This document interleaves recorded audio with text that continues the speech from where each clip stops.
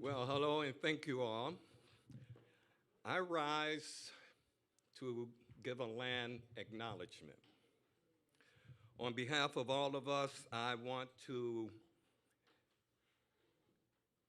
be responsible in this moment and begin by acknowledging that the land we stand on is that of the Lenape people. It is land that for generations has been stewarded by them. It is land that is occupied, unceded, and seized. It is the territory of their ancestors. The Lenape people, we must give honor and we must give thanks for the work that they have done on this land, historically and presently. Let us be thankful, let us be grateful, and let us honor them in the care of this land, which they have left us with. Thank you. I now want to do a very wonderful thing, and I want to turn the ceremonies over to our great Executive Director of Peace Action New York State, none other than Emily Rubino.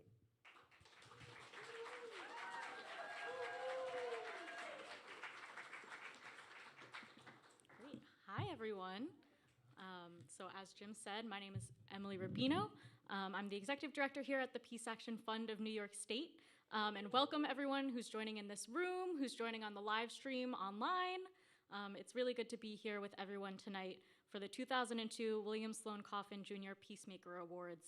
And I really think we have an exceptional program for you tonight with some really amazing speakers. So I'm excited for us to be getting started. Tonight's theme is Journalism on the Front Line, the Fourth Estate in Peril. I'm very excited to later hear from both John Nichols and our 2002 William Sloane Coffin Jr. Peacemaker awardee, Katrina vanden Heuvel, later in this program, and I'm sure they can speak at much more length and in much more depth on this topic, so I'll keep my introduction brief. Journalists and peace activists work hand in hand to help raise awareness of the world's most pressing issues in print and in the streets.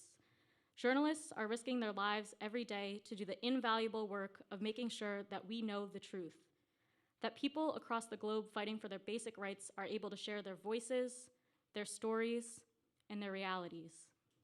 In a time of ever-increasing hostility towards journalists, independent media, and facts in general, we need to make sure that we are continuing to support, uplift, and honor the work of journalists and publications that are not afraid to continue to tell the truth and encourage us to think critically in the face of an ever-increasing amount of misinformation and propaganda. I'd like us to start by taking a moment to honor journalists who have lost their lives this year in the midst of war reporting from all over the globe, from Ukraine to Afghanistan to Palestine. So if everyone could just bow their heads for a moment.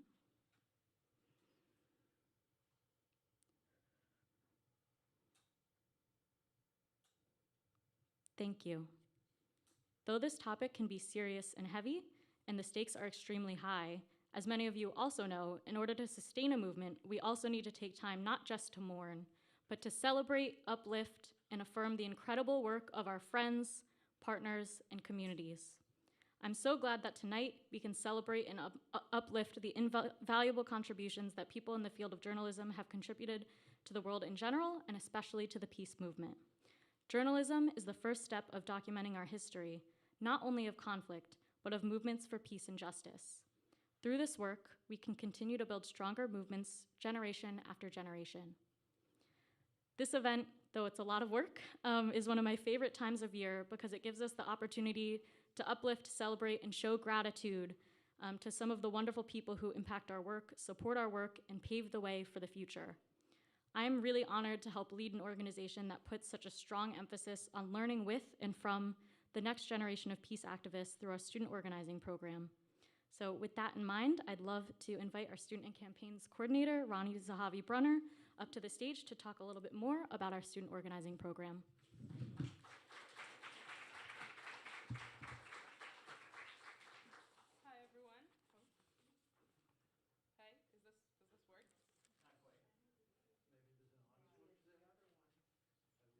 not, we can just use this one.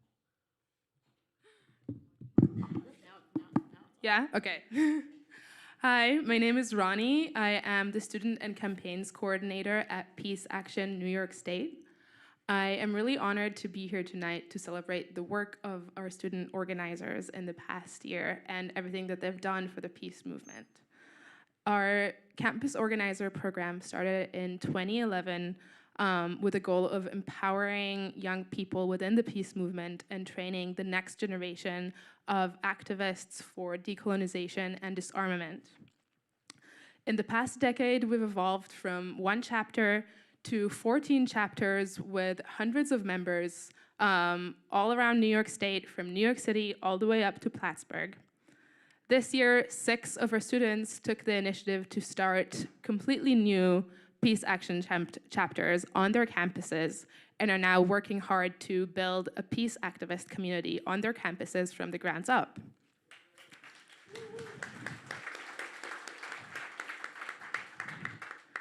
The involvement of young people is crucial for the success of the peace movement, as students have historically led some of the most impactful peace and freedom campaigns in the US and around the world.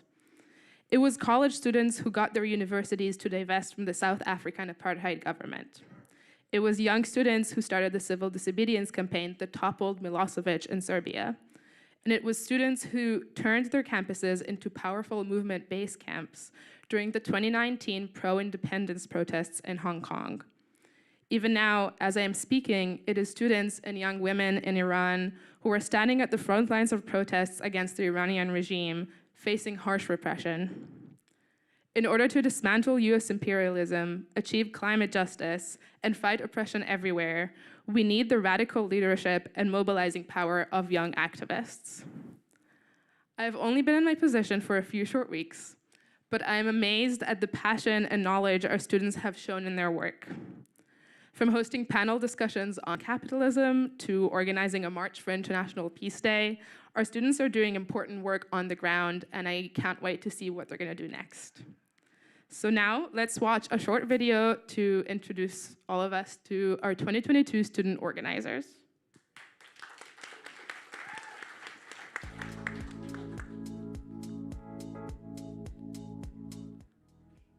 Hi, I'm Miranda Reynolds, and I'm the current student organizer at Peace Action Sarah Lawrence. I'm Bree from St. John's University.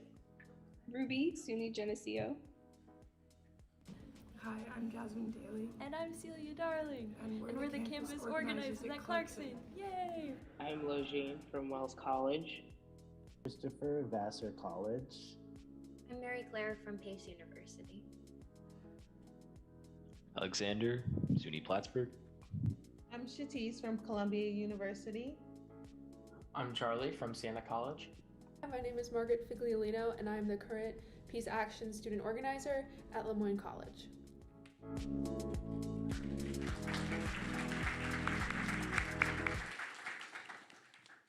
Yay, we're very excited about them. So now to transition the past year. The award is named after the late Don Shaffer, who some of you in this room knew, who was just a really great leader and a friend of the Peace Action Fund of New York State. And he's the reason we have our student organizing program. He had convinced a friend to kickstart the program with a grant that allowed us to hire the first part-time student organizer, which launched the program back in 2011. Now, 11 years later, we're so glad to see his legacy continue on through the work of our wonderful student organizers and to celebrate the exemplary work this year of Moyne Peace Action. So it's been an incredible experience to work with all of our student chapters, and all of them deserve to be congratulated for the work that they've done in the past year.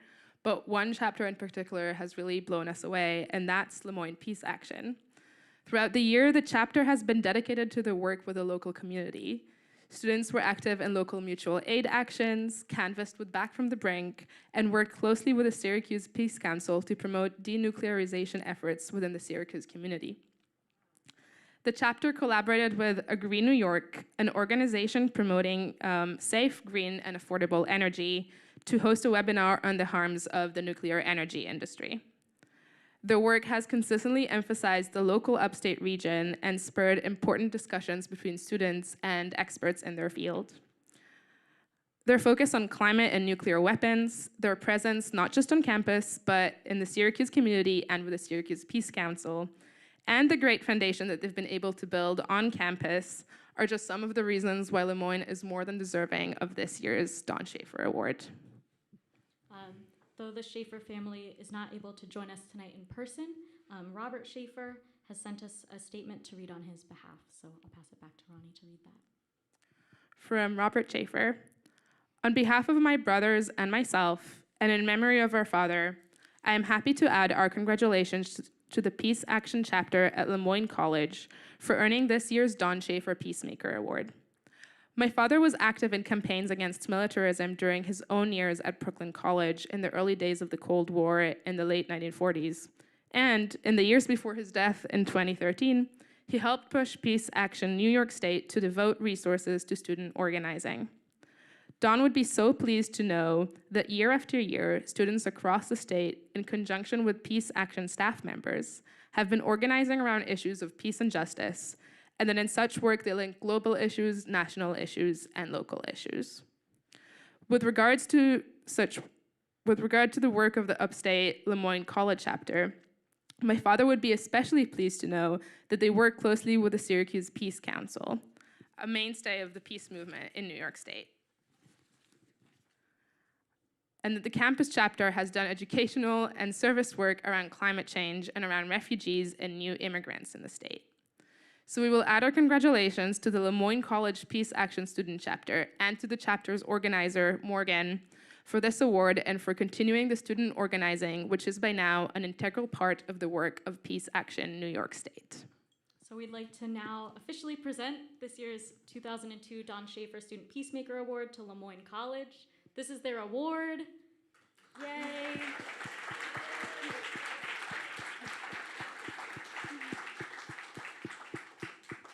As it's a Monday night and Moyne is up in Syracuse, they're not here in person to physically accept it. But we'd now like to share first a video from Margaret Engel, who was our former student and campaigns coordinator, who worked closely with the Moyne chapter last year before embarking on her Fulbright project in Bosnia last month. I think she's joining us on the live stream in Bosnia, so hi, Margaret. But we'll first show her video, and then we'll get to hear from the students from Moyne. Hey everyone, it's Margaret Engel, and I was the former Student and Campaigns Coordinator during the 2021 to 2022 school year. I just want to say congratulations to Peace Action Moyne for their outstanding work this past year. I was so inspired every day. Every time I got to speak on the phone with Morgan and hear about what the chapter was up to, it was just amazing to hear everything they accomplished through their climate initiatives, through Back to the Brink campaigns, and working with the Syracuse Peace Council. They just were consistently on top of it, and it was great to see. So I wish I could be there in person to see Margaret and see everyone at the Peace Action Network, but for now, I can just send my regards, and I hope everyone has a wonderful rest of the night. Thanks. Hello, I am Marie Wagar, the Secretary and former Vice President of Peace Action Moyne. And I'm Margaret Figliolino, and I'm the current president. We would first like to thank Peace Action New York State for awarding us with the Don Shaffer Peacemaker Award. And we would also like to thank our former president, Morgan Piersma, for all the hard work that she's done for our club. Without her determination, POM would not be able to be the force of good it is in the Syracuse community. We would also like to thank the Syracuse Peace Council for guiding and collaborating with us over this past year. Thank you again to Panis, and hope everyone has a good night.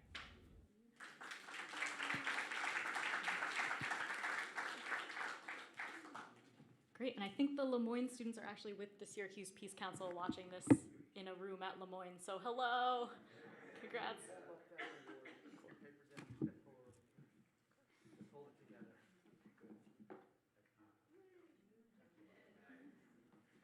And we'll ship them the award, don't worry. They will get it.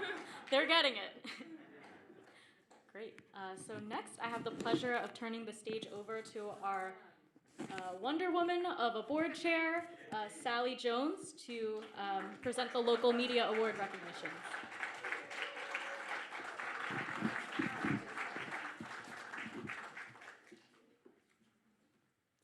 Thank Thank you, Emily.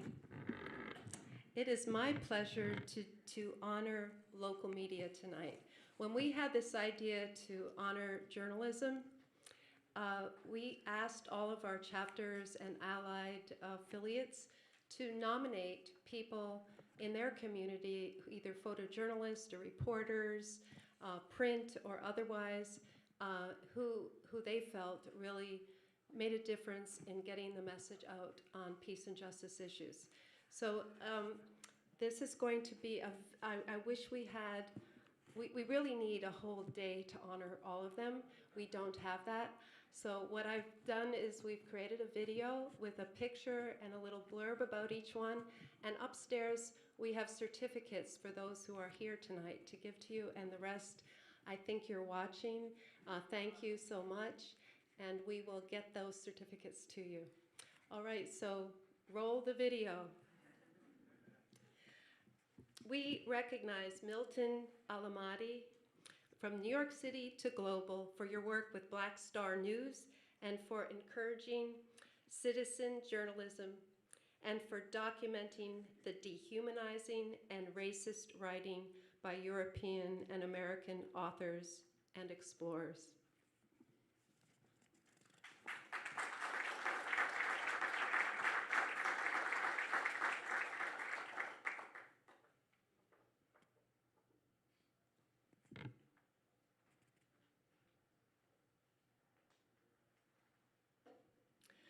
We honor Jim Anderson from the Western New York.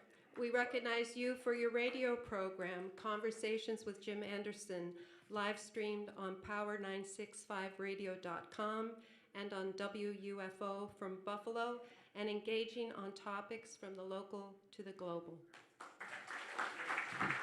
We recognize Sandra Blackwell and the Westchester County Press for the decades you have served the African American community in Westchester.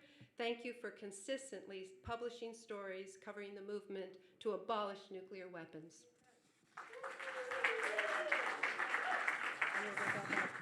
And I actually goofed a little bit. We honor Ben Beagle. We recognize you for your work at the Livingston County News, making sure that stories about Genesee Valley Citizens for Peace and their many activities are covered fairly and accurately. And now we honor Sandra Blackwell. I missed Anissa Banks, but I'm going to read hers. We recognize Anissa Banks on the Challenger, who serves a vital function in the Western New York area with news, events, and opinions from the African American community. We recognize Chris Bolt from Syracuse for your work as news director and now general manager of Syracuse University, the Syracuse University-based radio station WAER, where you have been responsive to requests for coverage with special attention to environmental issues. Shanna Braff of Long Island, we recognize you for your excellent coverage in the Long Island Advance of the World Peace Vigil on August 6, 2022 at an annual commemoration organized by Long Island Peace Groups. Ed Brody from Brooklyn, we recognize you for your decades of documenting peace and justice events both in Brooklyn and elsewhere, faithfully and voluntarily, creating excellent coverage which is now posted to your YouTube channel. Andrew Courtney from Westchester, we recognize you for your work documenting peace and justice activity in Westchester for decades. Additionally, we honor you for your important work in war zones and documenting war refugees now in the U.S. Ellen Davidson of Vets for Peace, we recognize you for your vivid photographs of Veterans for Peace actions in the New York area and elsewhere, and your contributions to the National Veterans for Peace newsletter. Jim Emke, who came from Binghamton tonight, of Broome County, we recognize your work as news editor of Channel 34 Binghamton and your coverage of peace action and Veterans for Peace events. It is said that you are the most dependable newsman in the southern tier of New York. Joe Friendly, who's back there from New York City, we recognize you for your videography of countless local protests in New York City and for posting them, often the same day, on our YouTube channel, and for giving generously of your time and technical skills. John Funicello of the Capital District, we recognize your work as editor of the Solidarity News, which has been covering labor, environmental, racial justice, and peace issues since 1983. Mike Greenlaw from Syracuse, we recognize your work as a photographer showing the life and struggles of a variety of groups, and for covering Syracuse Peace Council events for the Syracuse Post-Standard and as a freelancer. The Hofstra Chronicle of Hofstra University, we recognize you for your coverage of foreign policy and peace issues, the International Science Lecture Series, the Long Island Alliance Peace Fellows Program, and Hofstra's Center for Civic Engagement. Ted Kirkland from Buffalo, we recognize you for your work as a columnist, commentator, and author, shining a light on local news and politics in print, radio, and TV, pursuing and sharing truth through media and teaching. Eric McGregor, who's out there, of New York City. Eric, we recognize you for documenting social justice and peace events and protests, especially in New York City, with pictures that are technically excellent, and for how you always manage to get close to capture the action. Michael Neiman, PhD of Western New York, we recognize you for your research on propaganda, the impact of consumer culture, temporary autonomous zones, nonviolent conflict resolution, and your teaching at Buffalo State, and your own journalism. Thomas O'Neill White of Buffalo, we recognize you for your sensitive and courageous reporting on WBFO radio on issues related to racial equity and criminal justice that has helped amplify voices on a significant local platform. Hideko Otake, who's out there, of New York City, and Okinawa, we recognize you for covering New York City peace demonstrations and vigils, including the weekly Yemen Vigil at Union Square, and bringing awareness to Americans of the harmful U.S. military presence in Okinawa. Susan Rutman of Southwest Westchester, we recognize you for your creative documentation of the activities of the concerned families of Westchester and other activist groups in a way that reinforces their messages. Talking Peace with Western New York Peace Center, we recognize your live-streamed radio and social media programs that highlight peace and social justice issues, and your host, Deidre Emmel and Vicki Ross. John Tarleton of The Independent in New York City, we recognize your coverage of stories from a progressive point of view, often with a New York City focus, but covering national and international news as well. Thank you for covering the Move the Money New York City campaign. WBAI, from New York to New Jersey to global, we recognize WBAI Pacifica Radio for the vast array of original programming and reporting, which is broadcast to listeners in New York and around the world. Thank you to so many WBAI staff, producers, and programs. Become a WBAI buddy. Thank you.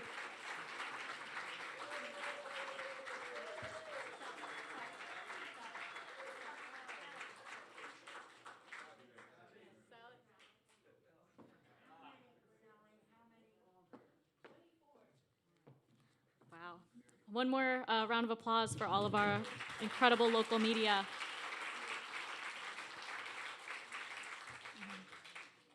Next, it is my honor and pleasure to introduce John Nichols.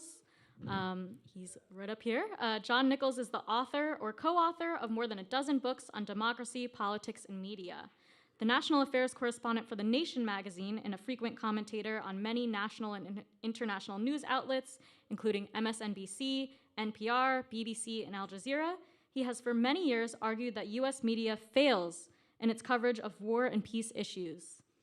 Nichols is the co-founder of Free Press, the nation's media reform network, and has delivered keynote addresses before congresses of the International Federation of Journalists in Athens and Cadiz. And here he is going to deliver another address for us. So come on up here, John.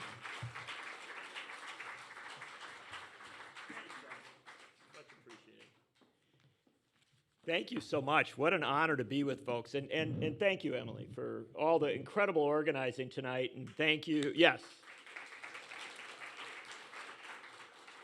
To Ronnie, where'd Ronnie, for Ronnie for that. I know that you inspired everyone in this room by highlighting the student activism, and that was just absolutely fabulous. Thank you so much for doing that. You've come into this role very easily and very well. And finally, let me just shout out to Sally, because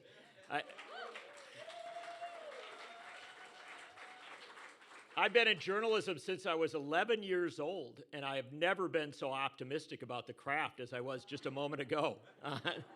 There are more people doing more good work than I ever imagined, so I'm very, very pleased. I also want to take just a moment up front, and I promise I'm not going to go row by row and talk about everyone in the room. But I do want to recognize the incredible memory of Don Shaffer. And Don was a friend and a comrade and probably the most indefatigable peace activist I ever knew. And yes, and the thing I will tell, just one quick story about Don, which is that Don would call me on the phone. I live in the middle of the country, far from New York City or anything elaborate like that. And Don would call me on the phone, and he said, we're thinking about doing something in Hastings-on-Hudson, or we're thinking about doing something in Westchester or someplace, and is there a chance you might be interested in coming to talk to that? And I would say, yeah, let me know as the details come together. And then the next call from Don would be, yeah, it's on September 18th, and we expect you to get there at about 2 o'clock. And he would always sort of miss the middle part where you actually agreed to do it.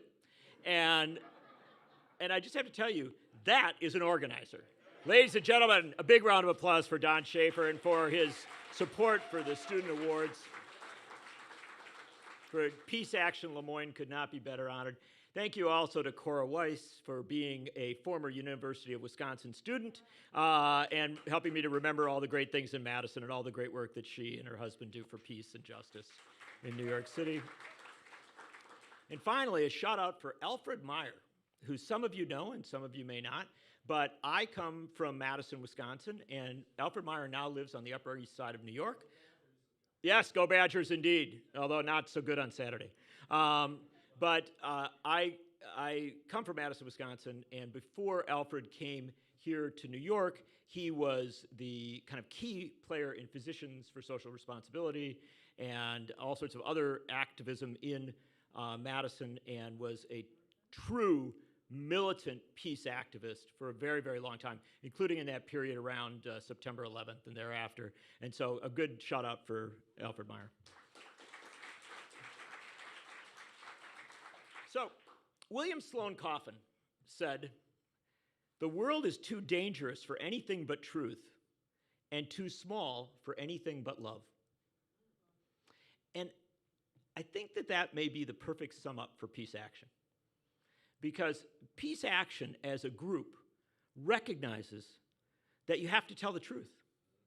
You have to tell the truth about a world in which militarism is dominant, in which disarmament, which should be our first priority, is often forgotten, where military budgets in this country are going through the roof, higher and higher and higher, and where, in fact, our Pentagon now puts in the conservative proposal for the military budget only to have it increased by Congress. There is a lot of truth to tell. And Peace Action over the years has expanded its vision to recognize the intersection between economic and social and racial justice and peace, to recognize the intersection between peace and saving the planet. It's a brilliant group that has done incredible work, but it has often had to do it in telling painful and difficult truths. And the thing that makes Peace Action so special is that it remembers that second part of William Sloane Coffin's statement, right? That you do have to do it with love.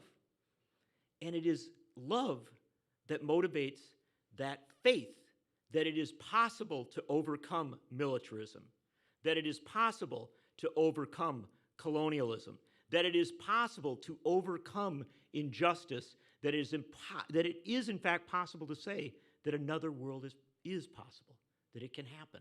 And Peace Action kind of keeps the faith there. I have always said that if Peace Action didn't exist, as a journalist, I would have to create it. Because there are too few groups that focus on these fundamental issues. But this group does. And I think it does so in the tradition of Tom Paine and Claude Levi-Strauss and Rebecca Solnit, my three touchstones as regards faith in the future, and an understanding that there's a difference between hope and optimism. An optimist will tell you everything's going to work out fine. That's great, and I know a lot of optimists, and I got no problem with them. But there's a big difference between optimism and hope. Someone who hopes knows that things can be pretty rough. They understand it may not be perfect, but they hope for the right turnout, and they're willing to work for it. That's different than being an optimist. That's different than just saying, oh yeah, I'm sure it'll sort out. That's taking on a level of responsibility, and I think that is what Peace Action has done for a very, very long time. And I think that with that in mind, I'm going to say just a couple of things tonight that I hope you'll take with you and use as you choose. First and foremost, peace is on the ballot this November.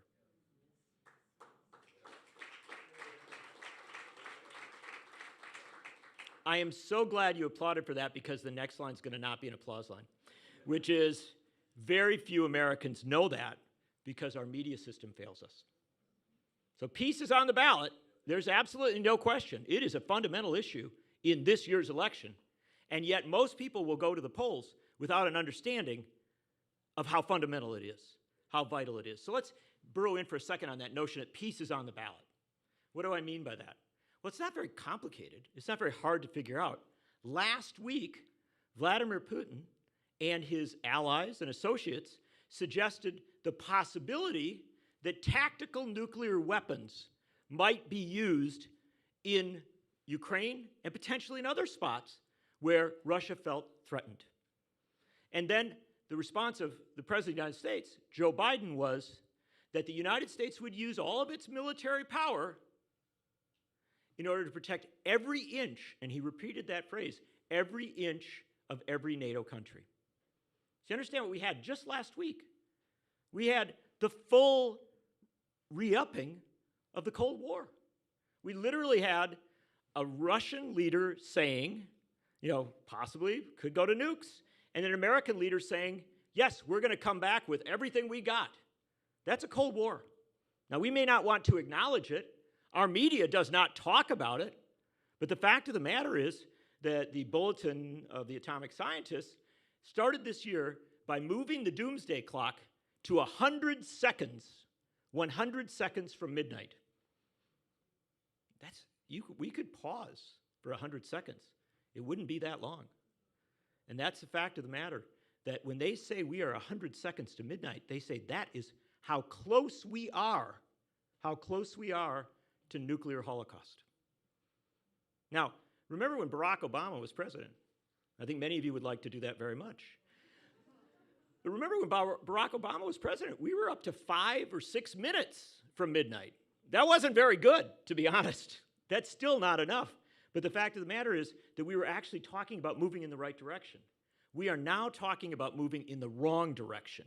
That doomsday clock is ticking closer and closer to midnight. And we're not even talking about the challenge with China. At this point, our relations with China as regards Taiwan are more tense than at any time since Nixon went to China. It's 50 years. We are at a level of tension, and a growing level of tension. That ought to unsettle all of us. And again, it ought to make all of us understand that when they say 100 seconds to midnight, they mean it, because this is another nuclear power. And then we say, okay, well, yeah, but what's happening in America? How are we responding? Well, we are responding with an ever-increasing military budget. No understanding that diplomacy and cooperation and global connections are the way to avoid war, but in fact saying we need to put more and more money into the military budget, literally that we are ticking toward an $800 billion a year annual military budget, and we are told at home that we can't do things here. We cannot feed a child. We cannot maintain the child tax credit because we have got to fund the military-industrial complex. So by any measure, you put all those pieces together, peace is on the ballot. It's whether we acknowledge it or not. But the fact is, it's on the ballot. So let's look at what our media is doing. And I sure don't mean the 24 people that Sally just honored. Thank heavens for them, for every single one of them. And thank heavens for the grassroots, working class journalists across this country, many of whom in big institutions that they don't agree with, who try to do the job. But understand that our media system is failing us. When was the last time you saw a debate between candidates for the United States Senate on the question of whether we should lower our military budget? When was the last time you saw it? When was the last time you saw a candidate for Congress or for the U.S. Senate advertising on television about their support for disarmament? When was the last time you saw it? When was the last time you saw a candidate in a critical race being quizzed on the opening segment of a program, not on Fox, not on CNN, on MSNBC, on a network that we might actually find, some things that we take some comfort from? When was the last time you saw the opening segment deal with the question of, is there an alternative to nuclear war as regards Ukraine? Is there a diplomatic route out of it? When is the last time you saw Ro Khanna, who today argued for a diplomatic route out? When was the last time you saw him leading the news talking about that? We don't see it. And we have to ask ourselves why. The fundamental reason is that our media system has collapsed as regards coverage of the world. I grew up not in a perfect time. I still am waiting for the New York Times apology for not just the Vietnam War, but also Iraq, right? I mean, we didn't have a perfect media in the past, but we had a media that did cover the world. We have now seen a collapsing of international coverage. Newspapers like the Chicago Tribune, the Baltimore Sun, which used to maintain multiple foreign bureaus, and often, which got it right when the New York Times or the Washington Post got it wrong, those bureaus are gone. Bureaus of our TV networks have disappeared. We now, if you see something happening in Ukraine, you're very likely to see the reporter speaking from London. They've got one reporter over there in London or Paris, but they're not on the ground. When they go on the ground is when it's too late, right? They're actually quite good about bringing in the reporters to cover the war once it started, but they're not covering it before it starts. They're not covering that pursuit of peace. And I don't blame the working journalists for this. In fact, I agree, peace demands a free press. The problem is we don't have a free press. We don't have a sufficient free press to the crisis of our times. And that is why, while peace is on the ballot, most people don't know about it. And let me close simply by saying that this is where Peace Action comes in. And I don't want to put all the pressure in the world on you guys. But the fact of the matter is, you're the only ones that are going to get us out of this mess, right? If you expect the media, our media system, to get this right, it's not going to happen. You're going to be on the sidelines waiting. If you wade into this struggle, you can have a profound impact. And many of you already do it. You write the letters to the editor, you write the op-eds, you confront media outlets and say, you have to do a better job. What I would ask you to do is so much more. The fact of the matter is, peace should be your first issue, but a journalism that understands and sustains peace should be your second issue, right? Don't neglect your core focus, but understand you need a better media in this country. And keep doing what you're doing tonight, celebrating independent, not-for-profit media that goes out and does what the big media institutions fail to do, that covers a peace movement in this country that is alive, that is vibrant, and that is demanding that we understand another world is possible.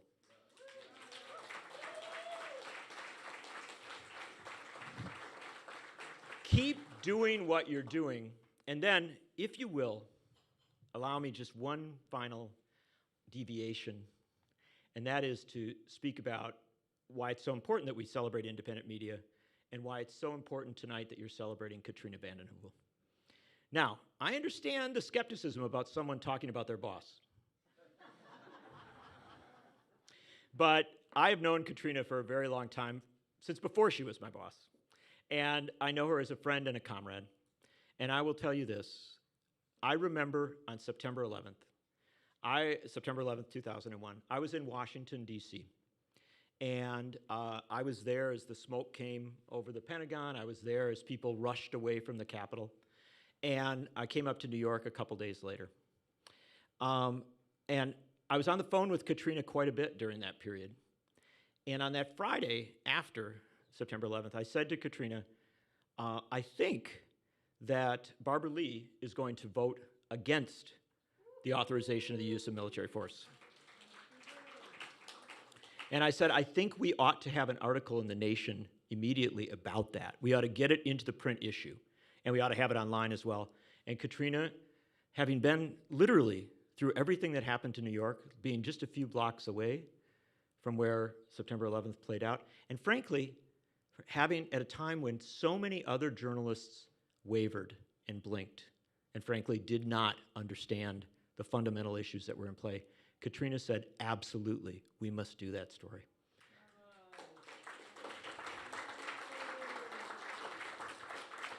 And the next week, when I said I wanted to write about the rise of a peace movement that said we should not let our horror at what happened on September 11th become an excuse for new wars and new militarism and new military spending, that we ought to seek diplomatic routes out of this, and we ought to seek policing routes out of this, not another war. Katrina said, yes, do that story as well, and we put it in The Nation. Katrina vanden Heuvel has always been ahead of the curve for peace and justice, and I am so glad you are honoring her tonight. Solidarity.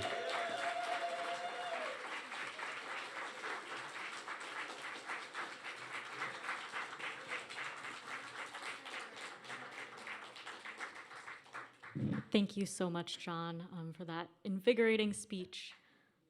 So now we're getting to it. I'd like to now introduce Cora Weiss to come up, who's going to actually introduce Katrina and present her with the award. We're honored to have Cora joining us today. Cora Weiss has devoted most of her life to the peace movement, the movement for the advancement of women, for civil rights, and for human rights.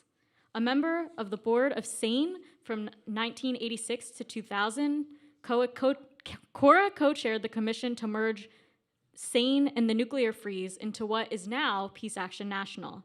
She directed Riverside Church's disarmament program with Reverend William Sloane Coffin Jr.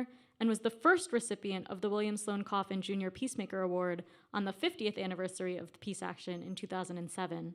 She has been on the forefront of countless peace initiatives, including having helped found and having served as president of the Hague Appeal for Peace, which is devoted to the abolition of war. So, give it up for Cora.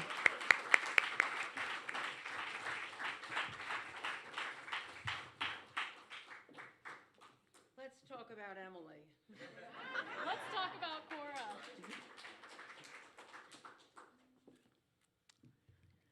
Wow. Hello, everyone. It's a little overwhelming to see so many peace activists in one place. We must come out of here doing something. Anyone have an idea? So, Katya, where are you? I'm supposed to be speaking to you.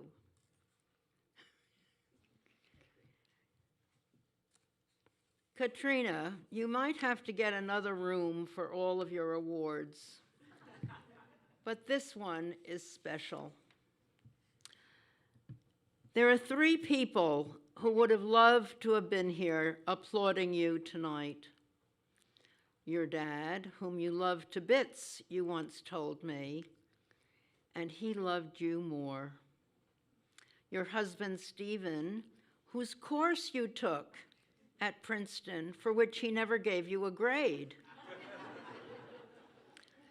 And at the time, he was a Nation columnist.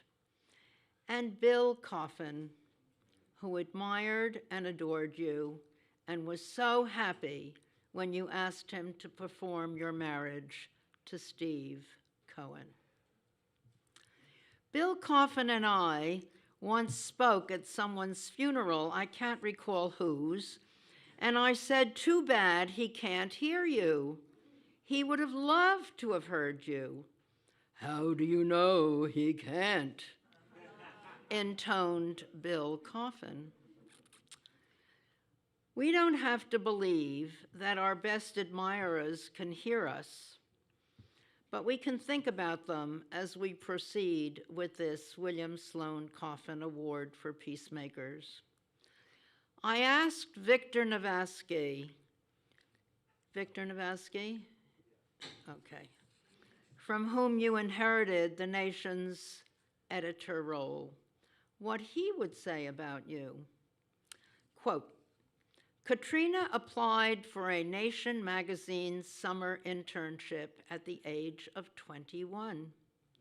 She is smart, she is thoughtful and wise, with perfect politics for the Nation magazine and well beyond it. Victor said, with great pleasure, I'm proud to have her as my successor at the Nation. Victor also said, Katrina's Nation was early to oppose the war in Iraq, thank you, Mr. Nichols, and when the rest of the media was endorsing it. He was especially proud that you published Jonathan Schell's The Gift of Time in 1998, which found support for the abolition of nuclear weapons at the unlikeliest of places among the generals and politicians who presided over nuclear strategy during the Cold War. I asked Katrina what in her extraordinary life was she most proud of, and like a perfect mom, she said, I'm proud of having a beautiful daughter, Nika, who is a criminal justice and death penalty lawyer and teaches a seminar at Columbia Law School. Nika, where are you? Woohoo! Welcome. Welcome, welcome, welcome. And Mazel Tov, it's a pretty good resume so far. So I bet all of you people here think that peace activists are only those who march or lobby and maybe get arrested against militarism and wars. Have you ever considered a journalist a peace activist? You've read a lot about Katrina appearing on major TV channels, but have you read her columns? Who reads Katrina's columns? Well, you better put your hand up or you'll be embarrassed. So here we go with her columns. First, Michael Clare, who is the Nation's defense correspondent and a professor emeritus of peace and world security studies at Hampshire College, and is now visiting senior fellow at the Arms Control Association, says of Katrina, quote, as editor and publisher, she has sought to expose and arouse citizen action over every form of cruelty, injustice, and brutality in the world, from persecution of minorities to acts of war and genocide. She has informed us again and again of the consequences of excessive military spending, thank you, Mr. Nichols, and never lets us forget about the ever-present dangers of nuclear weapons and their potential use in combat. As tensions with China and Russia have mounted, she has articulated steps to avoid global conflagration. Thank you, Michael. On the 50th anniversary of Dr. Martin Luther King's address declaring his opposition to the Vietnam War, Katrina, in her Washington Post column, said that King's courage should inform us all to oppose endless wars. Next time you could say to oppose war, endless or otherwise. Just a little suggestion from a side, from a former.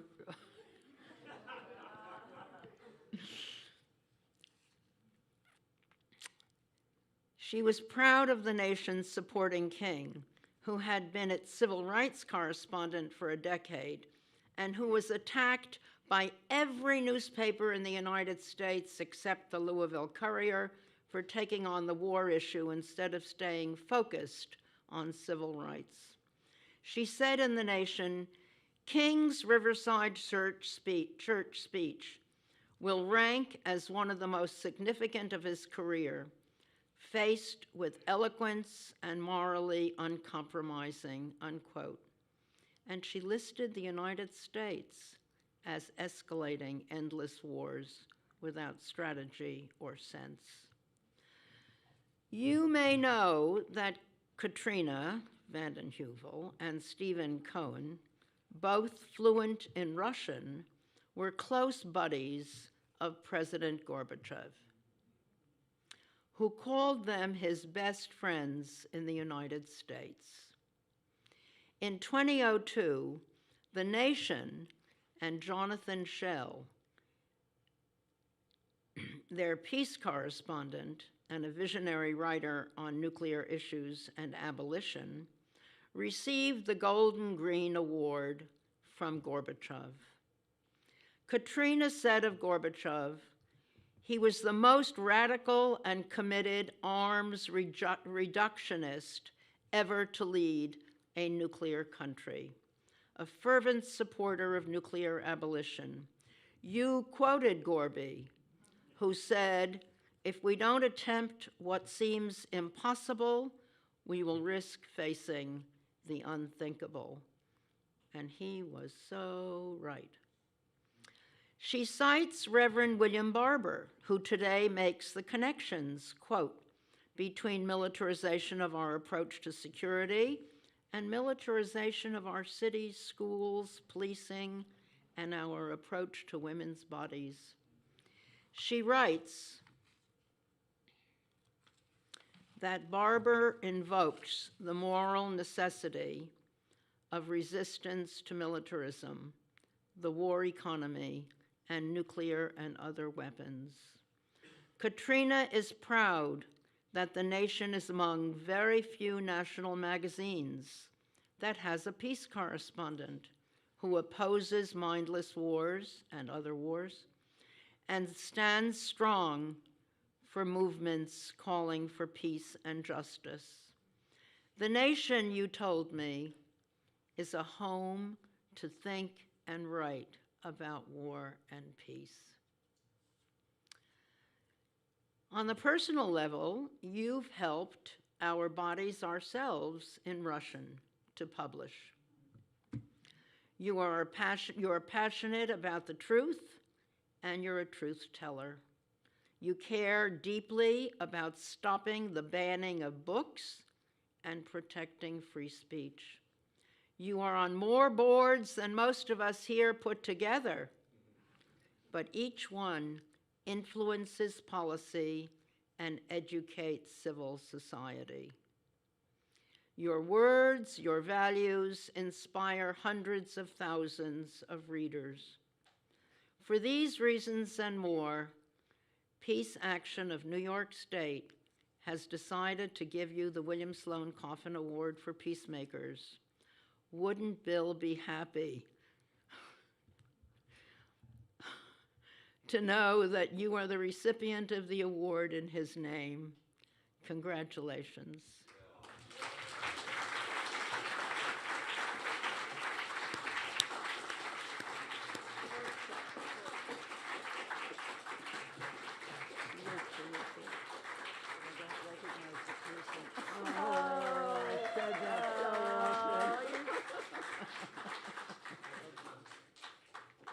She's not what's wrong with the world. That's what Bill would have said. Cora. Oh, wow. You get to hold this now. Thank you. Oh, I was wondering where He's got to take it. All right. We'll come, Cora. Where is this going to appear? If we're lucky in all of the 24 terrific outlets. Thank you. Thank you.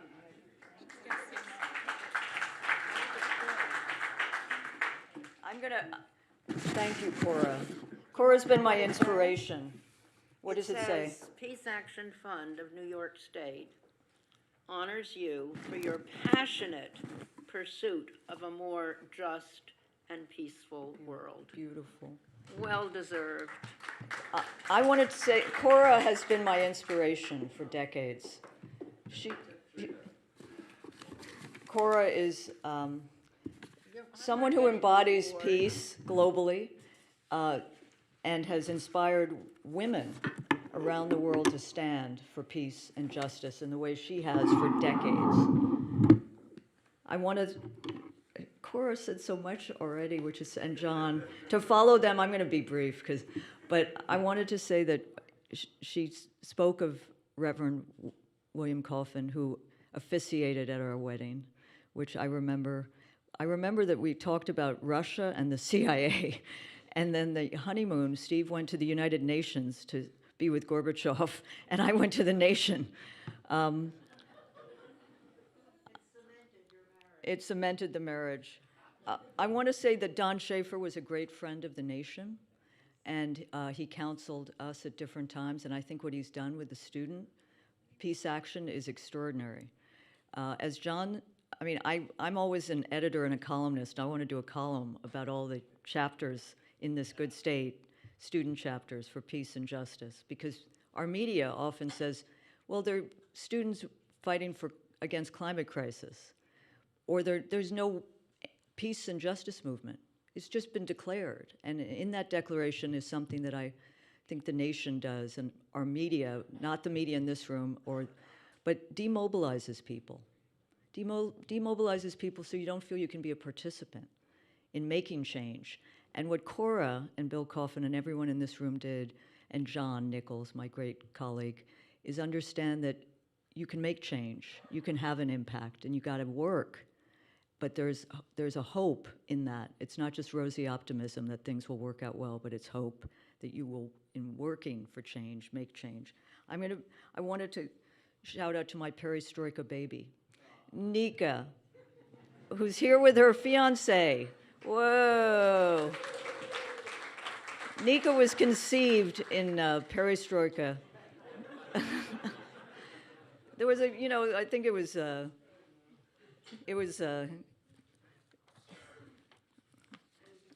no, I was about to say it was Beluga vodka that I think played a role. But I don't want to speak too seriously, but I do think I was talking to Peter Weiss and Cora before. This may be the most dangerous time in U.S. history since the bomb. We may remember, many of us, and if we don't, I always feel that you read to be part of a history you may not have been part of, but the Cuban Missile Crisis, 1962, is still remembered as perhaps the most dangerous time in terms of possible nuclear conflict between the United States and the Soviet Union. But there were back channels. There were people talking. I think today that the threat of the U.S.-Russian conflict is at its gravest. More Ukrainian and Russian soldiers fathers, sons, being sent to die in a war that could have been avoided, and those on all sides who don't work to end this war will be remembered for it. We live in denial. John spoke about this. The increasing loose talk, the normalization of thinking about the use of nuclear weapons. The Guardian has a piece today, you may have seen it, General Petraeus is just ruminating about the use of nuclear weapons. You turn on MSNBC or CNN, and you got people just talking, well, the baseline, you know, few low-yield battlefield tactical nuclear weapons. Hiroshima was 15 kilotons, I think. And you're looking at these tactical weapons, which are of much higher kilotonnage. It's horrifying. And in normalizing, you have reckless, it's insane. And then there are pundits who act like combatants.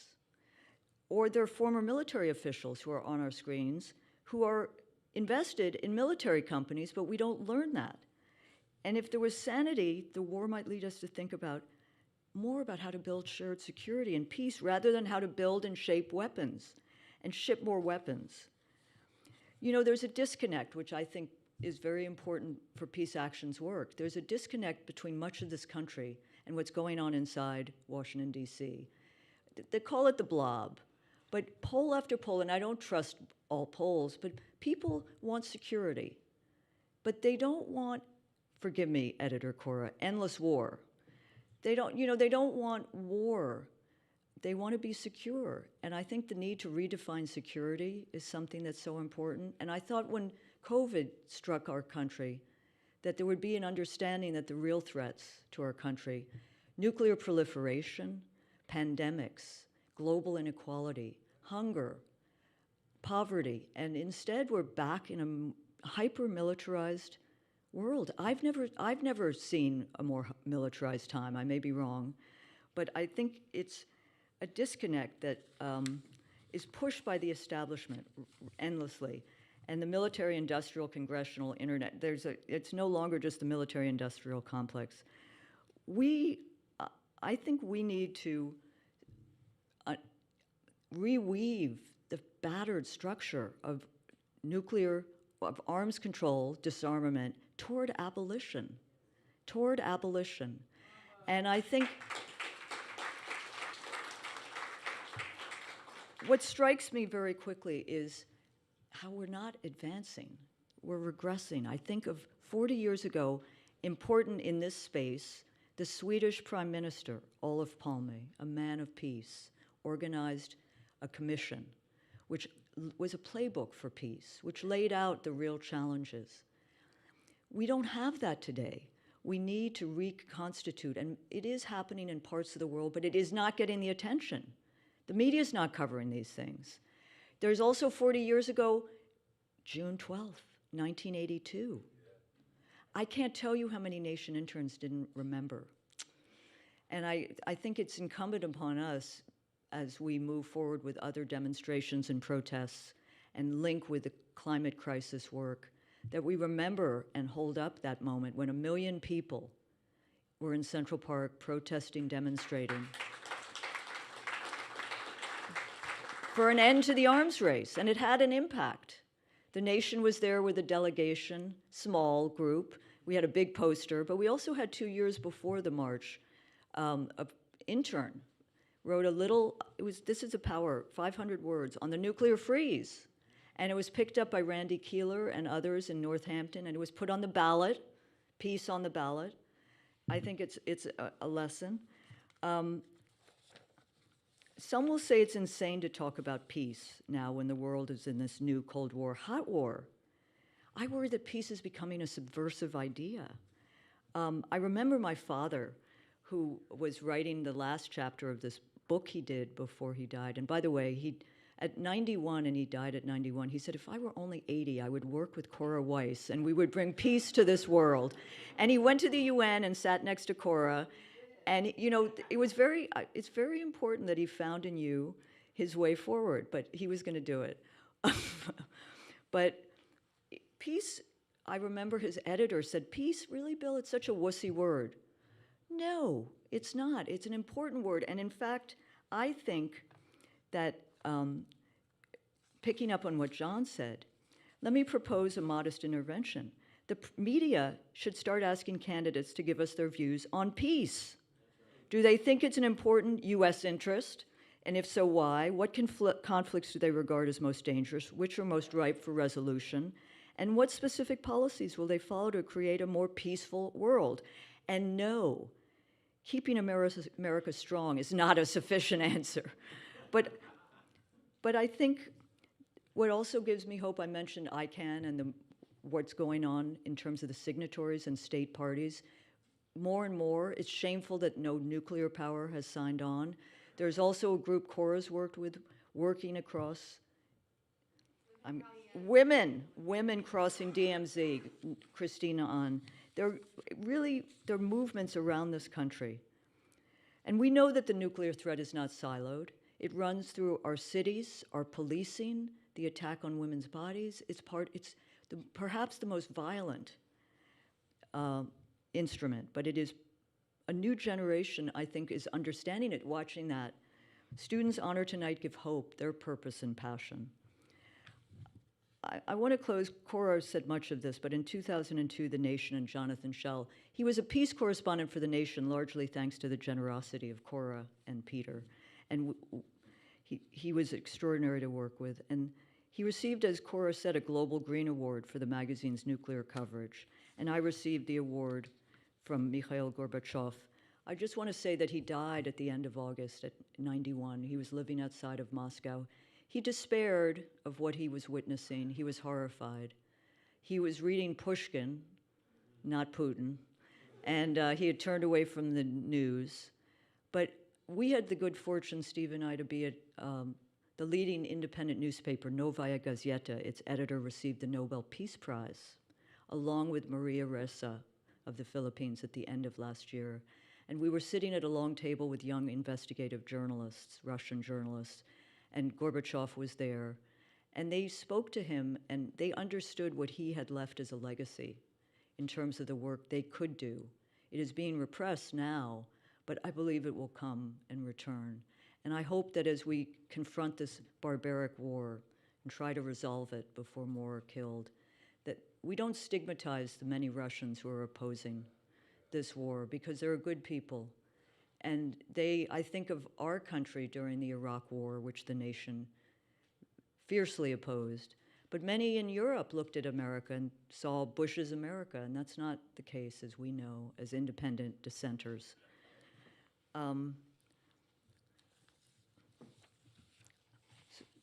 Cora, I want to just read it again, because a discredited establishment may insist that the abolition of nuclear weapons is unachievable, and therefore a utopian goal, wrong, as Peter Weiss's work would tell us. But Gorbachev used to say, if we don't attempt what seems impossible, we will risk facing the unthinkable. And he and Reagan would say that a nuclear war cannot be waged and can never be won. Now, this has been repeated at summits in these last years, but we need to see more than just words. We must act. Those of us gathered here and online, in the country and on the planet, call for sanity. I mean, if everyone is saying the same thing, no one is saying much of anything, and no one's really thinking. We call for an end to the nuclear arms race, because until the arms race ceases, until we have a real peace movement worldwide, we're not going to go home, by the way. Well, we may go home tonight, but we can't be quiet. We have to write. I use my pen in a way as an organizer, but there's so many great organizers. The idea that you had to celebrate an independent press is so brilliant. I think the idea of celebrating those in the state, close to the ground, close to their communities, close to trust and close to truth that they see. So I hope that the Nation can fulfill this award. I send love to Cora, and I thank Cora for her words. She's been so diligent. She kept calling me, and we had the best time talking as a result. And thanks to John Nichols, who keeps hope alive. And I think hope is, as people, Reverend Barber keeps hope alive. I think I'll close with a quote from our civil rights correspondent from 61 to 67, Martin Luther King Jr. I do go back to the coverage of his speech at Riverside because he was denounced, and we thought it was the most prophetic speech. And in that, I think you see the power of an independent media not tethered to establishment thinking. I will close with this, and thank you for this great award. All right. A nation that continues year after year to spend more money on military, I wouldn't call it defense, military aggression. By the way, we need to rename the Defense Department the War Department, and we need a Department of Peace, which has been proposed. And a nation that continues year after year to spend more money on military defense than on programs of social uplift is approaching spiritual death. Martin Luther King Jr. Thank you, thank you, thank you. Thank you. I'll give you the box it comes Oh, it's in, beautiful. Shaffer, save her. Perfect size. Thank you. Thank you. Standing ovation. So wonderful. Thank you.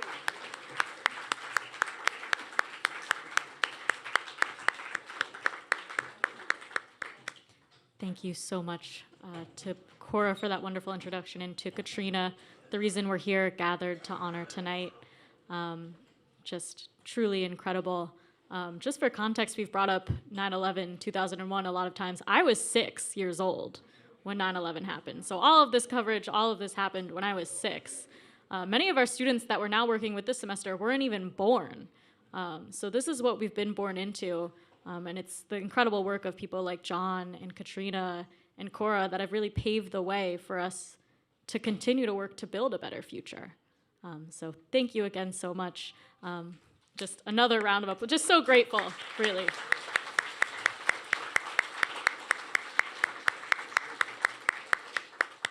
As we get ready to close out and head to a reception, those of us in person, I'd love to invite up 2 of our Peace Action Fund of New York State board members and members of the fundraising committee who worked tirelessly to put this event together, Sylvia Rodriguez-Case and Joanne Robinson.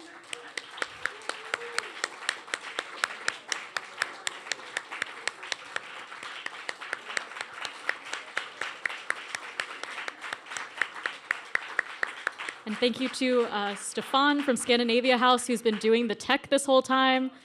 Everything you can see in here has been his work. And to Victoria and Scandinavia House for having us. I'll pass it over to Sylvia and Joanne to close out our program.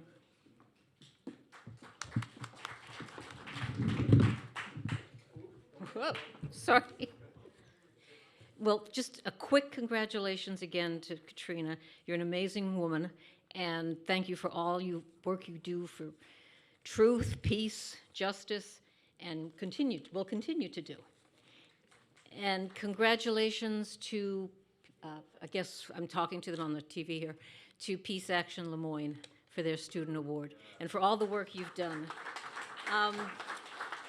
Congratulations to all the local journalists that Sally pulled together, and they really do some great work, and they get the word out there for us.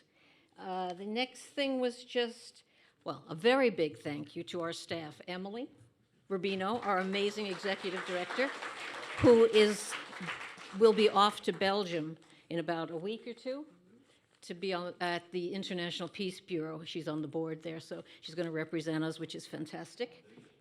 We have Ashley Crowther, who is our Director of Operations and Communications, and she really pulled this together and it made a beautiful journal. So thank you so much, Ashley. I don't know where you are, but wherever you are. And also to Ronnie, who is very new. She's only been here a couple of weeks, but we already feel the effect and the impact of the work she's doing, so thank you. And of course, we thank Sally Jones, who's not on the staff, but an amazing human being who does not stop working. And then, that's it. Jim, thank you for coming. We're glad you're back with us, and you did a lovely talk at the beginning there, tribute for the land. And now I'm going to turn it over to Joanne Robinson. She's a board member, but she's also the chair of the fundraising committee. I should say they are all chairs. This is the first time in 3 years that we've had an in-person William Sloane Coffin Jr. event. It's been Zoom, Zoom, Zoom, and you're all tired of Zoom. But we made it. And we'd like to thank all those people out there, you for contributing and for keeping us going all these years, and for your faith in us and your hope, as John said. And for Emily, Katrina said she was, Cora said she was 21 when she started. Emily is 26 and the youngest admin that Peace Action has ever had. And she has brought us to the national stage with the students and her work. And without your help, your generosity, your belief in Peace Action, we would not be here where we are today. We would not be able to honor people like Katrina vanden Heuvel, people like all the wonderful people that we have done in the past. Barbara Lee, Reverend Darby, our first Cora Weiss.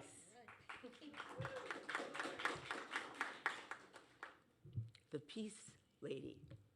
Where is she? Right there? Yes, the Peace Lady who helped with Cora, those 12 million people, or those million people in the first 1982. Leslie Kagan.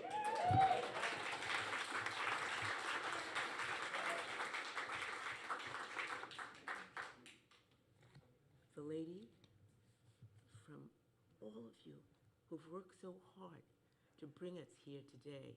And without the Don Shaffer, I call him my godfather because he brought me, John Nichols, to Hastings, to Lucille Gray's house. And we needed a speaker. And whenever we needed a speaker, we just spoke to John. And then he would talk to the people of the nation, and they would come up with these wonderful people. Wonderful, wonderful speakers that continue to enlighten you, continue to bring you the truth, continue to make us a strong, representative organization for peace and humanity. We have 14 student chapters, as you heard this evening, and 11 community chapters. And we also have our people who work, allies who work with us, who are on the different issues, as you heard today, women's issues, civil rights, peace, everything. But without you there, without you out there, we would never exist. You have brought us wonderful programs through your participation and your generosity. And now we've gone to the digital age, and if you want to buy a t-shirt, if you want to buy a book, all you have to do is click with your iPhone and you'll get through. Thank you again this evening for making us an incredible organization. And I'd like to thank Sally Weissman. I'd like to thank Carol Abrams on the committee. I would like to thank Ashley Crothers on the committee and all the people that have been involved with making this a wonderful program this evening. So don't forget, take your pledge cards, take your iPhones, sign up. If you're not a member and you're a guest this evening, become a member of Peace Action. We're where it's at. We are the people who believe in peace and diplomacy. Thank you. Thank you so much. I think we're going to take a couple photos up here. But yes, that's what I was about to say, Sally. Always in logistics mode. But yes, so we invite you all to join us at a reception upstairs. It's on the second floor. You can either take 2 different flights of stairs or an elevator if you're patient. And we'll meet you up there for food and drinks and to celebrate and get to mingle a little bit more. But thank you so much again, everyone, and we'll see you up there and hopefully get to chat a little more.